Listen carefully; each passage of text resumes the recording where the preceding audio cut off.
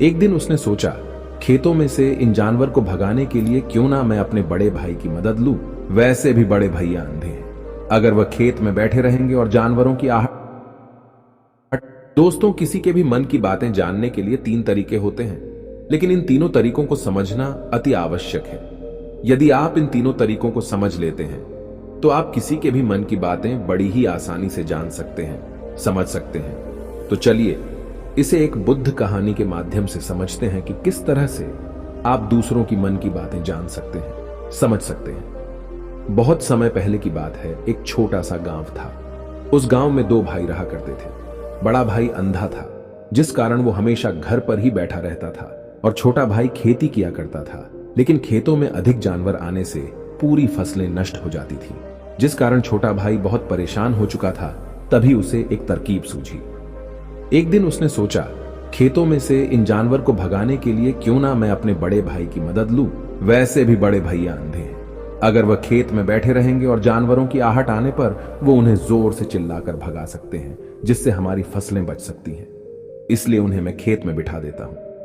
ये सब सोच विचार करने के बाद उसने अपने खेत में ही एक छोटी सी झोपड़ी तैयार की और अपने अंधे भाई को उस खेत में बिठा दिया और उनसे कहा, भैया, यदि कोई जानवर की आहट आपको सुनाई दे तो आप जोर जोर से चिल्लाना। ये सुनकर वो जानवर यहां से भाग जाएंगे और हमारी फसलें नष्ट होने से बच जाएगी। बड़ा भाई अपने छोटे भाई की बात मान लेता है और वो उस दिन से खेत में ही रहना शुरू कर देता है। जब भी किसी जानवर की आहट उसे सुनाई देती तो वो तुरंत जोर जोर से चिल्लाना शुरू कर देता, जिससे वो जानवर उसके खेतों से भाग जाते। ऐसा करते करते कई दिन बीत चुके थे। तभी एक दिन उसके खेत में एक हिरण भागता हुआ आता है और वह खेत के बांध को तोड़कर वहां से भाग गया। लेकिन उसी हिरण का पीछा करते हुए एक राजा भी उस खेत में आ पहुंचा। तभी राजा की नजर उस अंधे भाई पर पड़ती है। राजा उस व्यक्ति से कहता है, देखो, मैं यहां पर एक जानवर का पीछा करते हुए आया हूं। क्या तुमने उस जानवर को यहां पर देखा है? इस पर वो व्यक्ति कहता है, हे राजन, मैं तो अंधा हूं, मैं भला किसी जानवर को कैसे देख सकता हूं।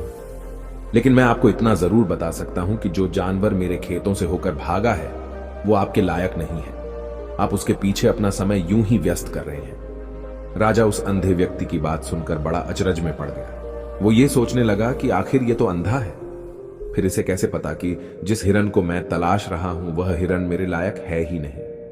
ये अंधा व्यक्ति मुझे कैसे बता सकता है? तभी राजा उस अंधे व्यक्ति से कहता है, कहीं तुम मुझसे झूठ तो नहीं कह रहे? एक तरफ तुम ये कहते हो कि तुम अंधे हो और दूसरी तरफ तुम ये भी कह रहे हो कि जो जानवर यहां से भागा है वो मेरे लायक नहीं है। इस पर वो अंधा व्यक्ति कहता है, हे राजन, जिसे आप एक हिरण समझ रहे हैं, असल में वो एक हिरण नहीं है बल्कि एक हिरणी है, और वो भी गर्भवती है। और जहां तक मुझे ज्ञान है, मैंने कभी किसी राजा को किसी गर्भवती हिरणी का शिकार करते हुए नहीं सुना है। और इसी कारण मैं आपसे ये कह रहा हूं कि वो हिरणी आपके लायक नहीं है। आप उसके पीछे अपना समय व्यर्थ ना करें।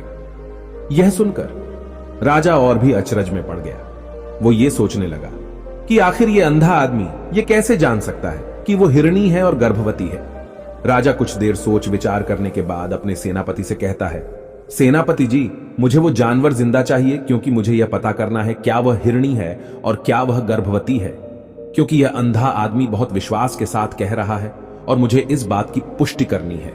यदि वह हिरणी हुई और गर्भवती हुई तो वह हमारे शिकार के लायक नहीं है, क्योंकि हम तो एक हिरण का पीछा कर रहे थे। इसलिए जाओ और पता करो कि क्या वो हिरणी है। सेनापति राजा से आज्ञा लेकर आगे की ओर बढ़ चलता है और कुछ देर बाद जब वह वापस लौट कर आता है तो वह राजा को कहता है, हे राजन, इस अंधे आदमी ने जो भी बातें कही हैं वो बिल्कुल सही हैं। वो एक हिरणी ही है और वह गर्भवती भी है। यह सुनकर राजा आश्चर्यचकित रह गया। उसे समझ नहीं आ रहा था कि आखिर अंधा आदमी कैसे पता कर सकता है कि वह जानवर एक हिरणी है, और तो और वह गर्भवती है। भला एक अंधा आदमी यह कैसे देख सकता है, यह कैसे जान सकता है? आखिर इसे यह कैसे पता चला? ऐसे कई सारे प्रश्न अब राजा के मन में उमड़ने लगे। अब राजा ने यह ठान लिया था कि मुझे इस बात की तह तक पहुंचना ही है कि आखिर यह अंधा आदमी कैसे जानता है कि वह जानवर एक हिरणी है। यह सोचकर राजा उस अंधे आदमी के पास जाता है और उस अंधे आदमी से कहता है, देखो, मैं ये तो नहीं जानता कि तुम सचमुच अंधे हो या नहीं, लेकिन मैं तुमसे एक बात जानने आया हूं। क्या तुम मेरे प्रश्न का सही सही जवाब दोगे? इस पर अंधा व्यक्ति कहता है, हे राजन, आप जो कुछ पूछना चाहते हैं मुझसे पूछ सकते हैं, मैं आपको बिल्कुल सच सच जवाब दूंगा। इस पर राजा कहता है, देखो, एक तो तुम कहते हो कि तुम अंधे हो और दूसरी तरफ तुमने यह बता दिया कि जिस जानवर का पीछा मैं कर रहा हूं वह एक हिरणी है, और तो और वह गर्भवती भी है। आखिर तुम्हें यह कैसे पता चला? तुम्हारे खेत में और भी तो जानवर आते होंगे, और भी तो जानवर यहां से गुजरते होंगे, फिर तुमने यह कैसे अंदाजा लगाया? तभी वह अंधा व्यक्ति राजा से कहता है, हे राजन, आप जिस हिरणी का पीछा कर रहे थे वही हिरणी जब मेरे खेत में आई, उसकी रफ्तार और उसके भागने की आहट से मुझे यह एहसास हो चुका था कि यह एक हिरणी है, और मेरे खेत की जो बांध है वह बहुत छोटी है, उसकी ऊंचाई ज्यादा नहीं है। यदि कोई हिरण होता तो उस बांध को बड़ी आसानी से लांघ जाता, लेकिन वह हिरणी इस बांध को तोड़कर भागी है, और यदि वह इस बांध को छलांग लगाकर पार करने का प्रयास करती तो इससे उसके बच्चे को खतरा होता, और इसी बात से मैंने यह पता लगा लिया कि वह गर्भवती है। इस कारण वह ज्यादा ऊंची छलांग न लगाकर मेरे खेत की बांध को तोड़ते हुए भाग गई। इस पर राजा के मन में एक और प्रश्न उठा। राजा ने कहा, किंतु तुम्हें कैसे पता चला कि वो एक हिरणी ही है, और भी तो कोई जानवर यहां पर आ सकते हैं? इस पर वो अंधा व्यक्ति कहता है, हे राजन, मैं पूरा दिन सुबह शाम यहीं पर बैठा रहता हूं, और मेरी सुनने की शक्ति बहुत तेज है। मैं ये बाफ जाता हूं कि कौन सा जानवर मेरे खेत में आया है, और उसी के आधार पर मैं जोर जोर से चिल्लाता हूं ताकि वो मेरे खेत से भाग जाए और मेरे खेत की फसलों को नष्ट ना कर पाए। राजा उस अंधे आदमी का यह जवाब सुनकर पूरी तरह से संतुष्ट हो चुका था। वो मन ही मन ये सोच रहा था कि आदमी भले ही अंधा हो, लेकिन ये तो बड़ा ज्ञानी मालूम पड़ता है। इस आदमी से कुछ ना कुछ तो काम निकलवाना ही चाहिए। ये विचार लिए हुए राजा वहां से वापस अपने महल की ओर लौट जाता है। राजमहल पहुंचते ही राजा उस अंधे व्यक्ति से कहता है, आप तो बड़े ज्ञानी व्यक्ति हैं, आपको किसी भी बात का पता बड़ी आसानी से चल जाता है। आज मैंने आपको यहां पर इसलिए बुलाया है क्योंकि मैं आपसे ये जानना चाहता हूं कि मेरी पत्नी पतिव्रता है या नहीं।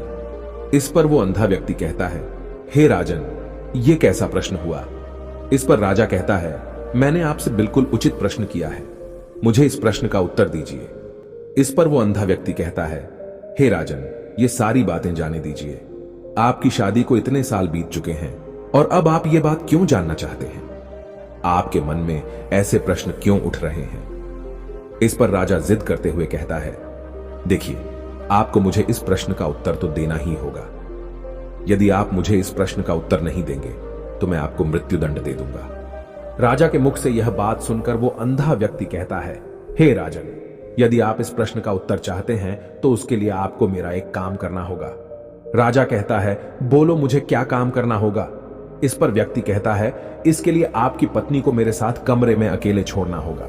उस अंधे व्यक्ति की यह बात सुनकर राजा पहले तो क्रोधित हो जाता है, लेकिन फिर कुछ सोच विचार करने के बाद वह उस व्यक्ति की बात मान लेता है और अपने सेनापति को आदेश देता है, सेनापति जी, इस व्यक्ति को और मेरी पत्नी को एक कमरे में कुछ देर के लिए अकेला छोड़ दे। सेनापति बिल्कुल वैसा ही करता है। अब राजा की पत्नी और अंधा आदमी एक कमरे में बंद हो चुके होते हैं। तभी वो अंधा आदमी राजा की पत्नी से कहता है, मुझे आपको छूना है। इस बात पर रानी अत्यधिक क्रोधित हो जाती है और उस अंधे आदमी को वो पकड़ पकड़ कर पीटने लगती है, कभी हाथों से तो कभी लातों से तो कभी पटक पटक कर। इस तरह से उन्होंने उस अंधे आदमी की खूब पिटाई की। उसके बाद किसी तरह से वह अंधा आदमी अपनी जान बचाकर वहां से भाग निकलता है और वह राजा के पास पहुंचता है और वह राजा से कहता है, हे राजन, आपकी पत्नी पतिव्रता नहीं है। यह बात सुनकर राजा अत्यधिक क्रोधित हो उठता है और राजा अपनी तलवार निकालकर सीधा अपनी पत्नी की ओर जाता है और क्रोधित होकर वह अपनी रानी से कहता है, रानी जी, आज मैं जो भी सवाल आपसे करने वाला हूं उसका मुझे सच सच जवाब दीजिएगा, और यदि आपने एक शब्द भी झूठ कहा तो मैं आपका अभी के अभी सर धड़ से अलग कर दूंगा। तभी आगे वह राजा कहता है, मुझे बताइए, क्या आप पतिव्रता हैं या नहीं? इस पर रानी कहती है, हे राजन, आप भले ही मुझे जान से मरवा दीजिए, लेकिन मैं पतिव्रता नहीं हूं। राजा यह बात सुनकर बहुत खुश हुआ, क्योंकि उस अंधे आदमी ने जो भी कहा था वह बिल्कुल सच था। यह बात सुनकर तुरंत ही राजा उस आदमी के पास पहुंचता है और आकर उस अंधे आदमी से कहता है, तुम्हें कैसे पता चला कि मेरी पत्नी पतिव्रता नहीं है? इस पर वह अंधा आदमी कहता है, हे राजन, बड़ी सीधी सी बात है। मैंने तो आपकी पत्नी से बस इतना ही कहा था कि मुझे आपको छूना है, और इस बात पर वह इतना क्रोधित हो उठी कि उन्होंने गुस्से में आकर मुझे लात घूंसों से पीटना शुरू कर दिया। और भला कोई औरत किसी और मर्द को कैसे छू सकती है? लेकिन उन्होंने न आव देखा न ताव, बस लात घूंसे मुझ पर बरसाने शुरू कर दिए। वह भी तो एक छूना ही हुआ, और एक पतिव्रता नारी कभी भी पराये मर्द को नहीं छूती। जब मैंने उसे छूने के लिए कहा था तो वह उस वक्त मुझे मना कर सकती थी, लेकिन उन्होंने तो मुझे पीटना शुरू कर दिया, और देखते ही देखते उन्होंने मेरे पूरे शरीर को छू लिया। अब आप ही बताइए, ऐसी स्त्री भला पतिव्रता कैसे हो सकती है? इस पर राजा कहता है, तुम तो बड़े ज्ञानी मालूम पड़ते हो। अच्छा ठीक है, चलो तुम मेरे एक प्रश्न का और जवाब दो। यदि तुमने मुझे इस प्रश्न का सही सही जवाब दे दिया तो मैं तुम्हें यहां से जाने दूंगा। आगे राजा उस अंधे आदमी से कहता है कि तुम मुझे यह बताओ, क्या मैं सच में अपने पिताजी का ही बेटा हूं या फिर किसी और का? इस पर वह अंधा भी कहता है, हे राजन, इस बात से आपका क्या लेना देना? आप किसी की भी औलाद हो, आखिर आप हैं तो इस राज्य के राजा, इसलिए इस प्रश्न को जाने दीजिए। लेकिन राजा कहता है, नहीं नहीं, मुझे इस प्रश्न का सही सही जवाब चाहिए, अन्यथा यह प्रश्न मुझे हमेशा परेशान करता रहेगा। इसलिए मैं इसका सही सही जवाब जानना चाहता हूं। यदि तुम इसका सही सही जवाब दे देते हो तो तुम यहां से जा सकते हो, मैं तुम्हें नहीं रोकूंगा। इस पर वह अंधा आदमी कहता है, हे राजन, इसके लिए तो मुझे आपके मां के पास भी जाने की कोई आवश्यकता नहीं है। मैं आपको अभी अभी यह बता सकता हूं कि आप किसकी औलाद हैं, लेकिन उससे पहले मैं चाहता हूं कि आप मुझसे एक वादा करें कि आप मुझ पर क्रोध नहीं करेंगे। राजन ने कहा, मैं तुमसे वादा करता हूं, मैं तुम पर क्रोध नहीं करूंगा।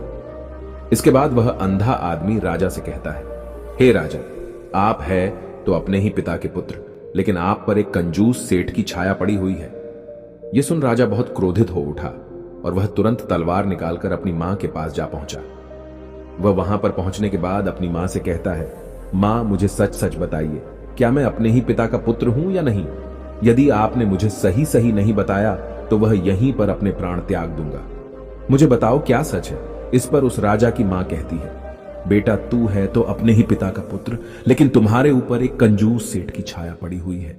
जब मैं एक बार नहाने के बाद अपना मुंह आईने में देख रही थी, तभी उस कांच के पीछे मुझे एक कंजूस सेठ नजर आता है और उसी की छाया तुम पर पड़ चुकी है।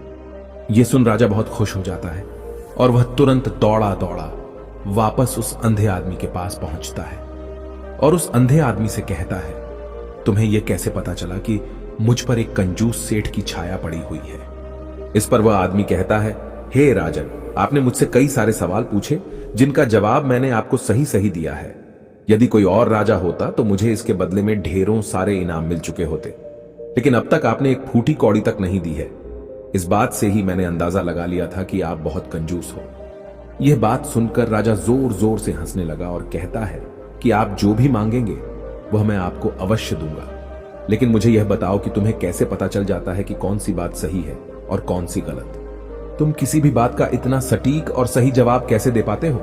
इस पर वह अंधा आदमी कहता है, हे राजन, मैं तो वैसे ही अंधा हूं। यदि मेरी आंखें होती तो मैं किसी की भी मन की बातें बड़ी सरलता से जान लेता। मन की एक भाषा होती है और यह भाषा मनुष्य के शरीर के व्यवहार के रूप में देखी जा सकती है। उसकी आंखों से, उसके होठों से, उसके काम करने के तरीके से, उसकी क्रियाओं से पता किया जा सकता है कि उसके मन में क्या चल रहा है। उसके आधार पर हम किसी के भी मन की बातें जान सकते हैं। लेकिन मैं तो अंधा हूं, मैं देख नहीं सकता, इसलिए मैं क्रियाओं से देखता हूं। यदि मुझे कोई बात जाननी हो तो अगले आदमी को कुछ काम देना पड़ता है, जिस पर वह व्यक्ति किस प्रकार काम करता है, किस तरीके से इस काम को करता है, उसके आधार पर ही मैं यह पता कर पाता हूं कि उसके मन में क्या चल रहा है। तभी वह राजा कहता है, तो क्या इसका अर्थ यह हुआ कि मैं भी किसी के मन की बातें जान सकता हूं? इस पर वह अंधा आदमी कहता है, हे राजन, अवश्य आप भी किसी भी व्यक्ति के मन की बात जान सकते हैं, किंतु उससे पहले आपको अपने ऊपर काम करना होगा, और वह काम है अपने मन को शांत करना, अपने मन को वर्तमान में लाना होगा, जिसके लिए मैं आज आपको 3 तरीके बताने वाला हूं। और ये तीनों ही तरीके बड़े ही आसान और सरल हैं। किंतु हे राजन, उससे पहले आपको एक काम करना होगा, अपने मन को एकाग्र करना होगा। जब हम अपने मन को एकाग्र करते हैं, अपने मन को वर्तमान में लाते हैं, तो हम दूसरे के मन की बात जान सकते हैं, क्योंकि वह आदमी अभी भी अपने मन में वर्तमान में ही सोच रहा है और हमें भी मन को वर्तमान में ही लाना होगा। तभी हम उसके मन की बातें जान सकते हैं। यदि हम अतीत में हुई घटनाओं के बारे में सोच रहे हैं तो वह जो अगला आदमी वर्तमान में सोच रहा है, वर्तमान में अपने मन में बात कर रहा है, वह हम कैसे जान पाएंगे? क्योंकि हम तो अतीत की घटनाओं में डूबे हुए हैं। इसलिए किसी के भी मन की बात जानने के लिए सबसे पहले हमें हमारे मन को एकाग्र करना होगा, उसे वर्तमान में लाना होगा। आगे वह व्यक्ति राजा से कहता है, हे राजन, जो 3 तरीके मैं आपको बताने वाला हूं, इन 3 तरीकों से बड़ी आसानी से किसी के भी मन की बातें जान सकते हैं। उसके बाद वह अंधा आदमी राजा से कहता है, हे राजन, जो सबसे पहला तरीका है वह है आंखों पर ध्यान देना। किसी व्यक्ति से बात करते वक्त उसकी आंखों में देखना, उसकी आंखों पर ध्यान देना जो सबसे ज्यादा जरूरी है, क्योंकि आंखें बोलती नहीं पर बहुत कुछ कह जाती हैं। यदि हम किसी व्यक्ति की आंखों के इशारों को समझना सीख जाएं, हम यह जान पाएंगे कि व्यक्ति के दिमाग में क्या चल रहा है, वह क्या सोच रहा है और अभी वह क्या करने वाला है। मेरे पास आंखें नहीं हैं, लेकिन मैंने अपने गुरु से यह विद्या सीखी है, क्योंकि बहुत सालों पहले मेरे पास आंखें थीं और मैं उस वक्त लोगों के मन की बातें केवल उनकी आंखों से ही जान लेता था। इसलिए यदि आप भी दूसरों की मन की बातें जानना चाहते हैं तो आपको भी उनकी आंखों पर गौर करना चाहिए, जैसे कि उनका आकार कैसा है, वह कब, कहां और किधर देख रहे हैं। यदि उसकी आंखें यहां वहां घूम रही हैं, जब आप उससे बातें कर रहे हैं तो वहां वह इधर उधर मोड़ रहा है, कभी ऊपर तो कभी नीचे या कभी आसपास, या फिर उसकी आंखें खुश नजर आ रही हैं या फिर आंखें निराश नजर आ रही हैं, जैसे कि चोर होता है। उसकी आंखों में जब हम देखते हैं तो हमें यह पता चलता है कि अगले आदमी ने कोई गलती की है। ठीक उसी प्रकार जब हम किसी चालाक व्यक्ति की आंखों में देखते हैं तो आपको पता चलेगा कि उसकी आंखों में एक भाषा होती है। एक बहुत ही सीधा और आसान तरीका होता है। यदि आपको यह पता लगाना है कि सामने वाला व्यक्ति आपसे झूठ कह रहा है या फिर सही, तो आपको उसकी आंखों पर ध्यान देना अति आवश्यक है। यदि आपसे बात करते वक्त वह व्यक्ति अपनी आंखें यहां वहां घुमा रहा है, ऊपर नीचे, इधर उधर, दाएं बाएं, हर जगह देख रहा है, तो इसका अर्थ यह हुआ कि वह उस बात से निकलने का कोई रास्ता ढूंढ रहा है, वह कोई झूठ बना रहा है। यदि सामने वाला व्यक्ति आपसे कुछ झूठ कहने का प्रयास कर रहा है तो वह आपसे नजर नहीं मिलाएगा। वह यहां वहां देखेगा, ऊपर नीचे देखेगा, लेकिन वह आपकी आंखों में आंखें डालकर कभी नहीं देख पाएगा, क्योंकि उसे डर है कि यदि उसने आपकी आंखों में आंखें डालकर देखी तो उसका झूठ पकड़ा जाएगा और लोगों को सच्चाई का पता चल जाएगा। और इसी प्रकार कुछ और भी भाषाएं होती हैं।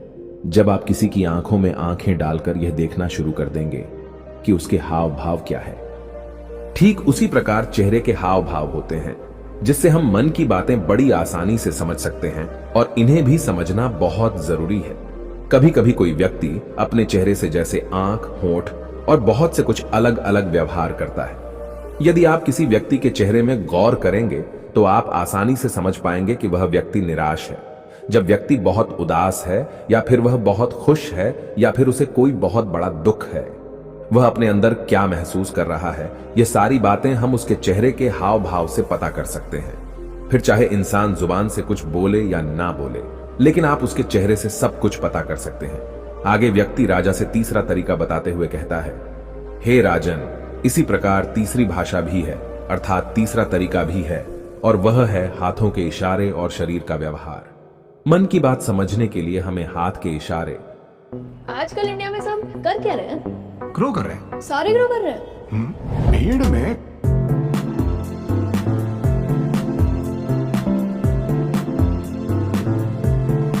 हाथ के इशारे और शरीर के व्यवहार को समझना बहुत आवश्यक है। कोई व्यक्ति जब बात करता है तो आपने देखा होगा कि वो अपने हाथों को हिलाता रहता है, अपने हाथों से इशारा करता रहता है।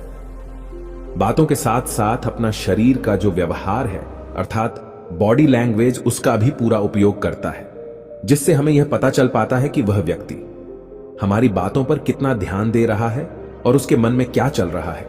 शरीर के व्यवहार को देखने के लिए उसके हाथ मटकाने, शरीर मटकाने और चेहरे पर बार बार हाथ लाने, हाथों का एक दूसरे से मसलना, ऐसी बहुत सी क्रियाएं होती हैं, उस पर हमें ध्यान देना अति आवश्यक है। मन की बात को समझने के लिए हमें शरीर के व्यवहार को भी समझना पड़ता है। यदि हम इन 3 तरीकों को सही तरीके से ध्यान देकर इन 3 तरीकों को अच्छे से समझ लेते हैं तो हम बहुत जल्दी किसी भी व्यक्ति के मन की बातें बड़ी सरलता और सहजता से जान सकते हैं। इसलिए यदि आपको किसी के मन की बातें जानी है तो आपको उसकी आंखों पर, उसके चेहरे पर, उसके शरीर के हाव भाव को और उसके हाथों को ध्यानपूर्वक देखना और समझना होगा, जिससे आप यह समझ पाएंगे कि आखिरकार उसके मन में क्या चल रहा है और वह क्या सोच रहा है। लेकिन उनसे पहले आपको अपने मन को एकाग्र करना होगा, शांत करना होगा और अपने मन को वर्तमान में लाना होगा। तभी आप उस व्यक्ति की इन सभी क्रियाओं पर ध्यान दे पाएंगे, उन्हें समझ पाएंगे। अन्यथा आप यदि अतीत की घटनाओं में व्यस्त हैं, भविष्य की योजनाओं में व्यस्त हैं, तो आप उस व्यक्ति के हाव भाव पर कभी ध्यान ही नहीं पाएंगे और न ही आप कभी यह समझ पाएंगे कि आखिर उस व्यक्ति के मन में क्या चल रहा है, वह क्या सोच रहा है। आपने देखा होगा कि ऐसे कई बड़े संत महात्मा हैं जो बड़ी ही शांति से आपको देखते हैं और आपको देखकर ही ये बता देते हैं कि आपके मन में क्या चल रहा है, आप उनसे क्या जानने आए हैं। और इसका सबसे बड़ा प्रमुख कारण यही है कि वह आपको पढ़ सकते हैं, आपको समझ सकते हैं, आपकी मन की बातें जान सकते हैं, क्योंकि उनका मन एकाग्र है, शांत है और यही कारण है कि वह आपके मन की बातें बड़ी सरलता से समझ जाते हैं। यदि आपने अब तक पूरी कहानी को सुना है तो मैं आपसे एक छोटा सा अनुरोध करना चाहता हूं। कृपया इस चैनल को सब्सक्राइब करें ताकि मैं आपके लिए और भी ऐसी ही ज्ञान से भरपूर कहानियां लेकर आ सकूं। नमो बुद्धाय। मिलते हैं एक नई कहानी के साथ अगली वीडियो में।